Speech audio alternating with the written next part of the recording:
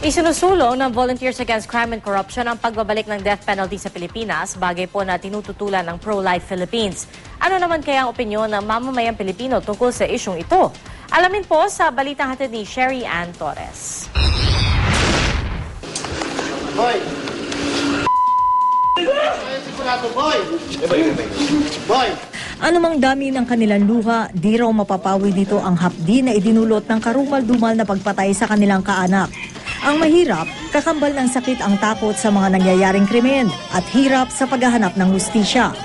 Kaya ang Volunteers Against Crime and Corruption o VACC, mahigpit ang panawagan sa mga mambabatas. Ibalik na ang parusang kamatayan. Under our Constitution, the state has the obligation to protect and serve law-abiding citizen. Paano nila tayong mapoproteksyonan? By restoring yung death penalty. Kung ang VACC daw ang masusunod, mas gusto nilang gaya nung panahon ng martial law. Ipakita rin sa telebisyon ang pagbitay sa isang convicted sa heinous crime. Kung tatanungin nga sana kami kung ano sana yung ginawa, katulad nung kung sinunog niya yung biktima, binaril niya, kung pwede, ganun na rin. O national TV, pwede rin, para at least magkaroon ng chilling effect nga, takot. Pero tutol dito ang Pro-Life Philippines. Diyos lang daw kasi ang pwedeng kumuha ng buhay na siya rin na nagbigay.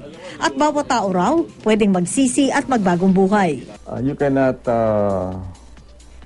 solve violence by violence. Mababalik mo ba yung buhay kung pinatay mo na rin siya? Hindi rin naman.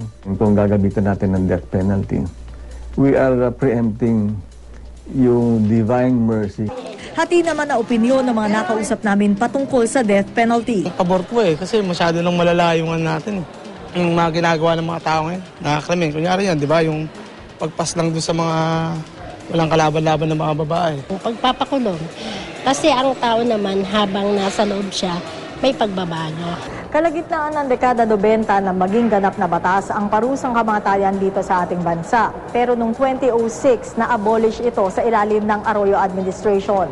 Ngayong 15th Congress, isang kongresista ang naghain ng panukalang batas na naglalayo na ibalik ang death penalty dito sa ating bansa.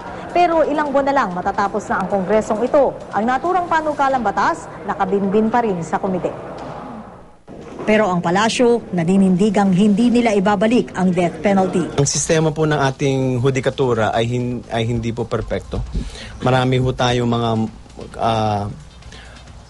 mga akusado na are not properly represented, are poorly represented in court.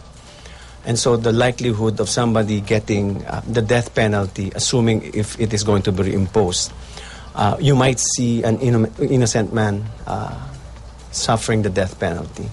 Sherry Ann Torres, GMA News.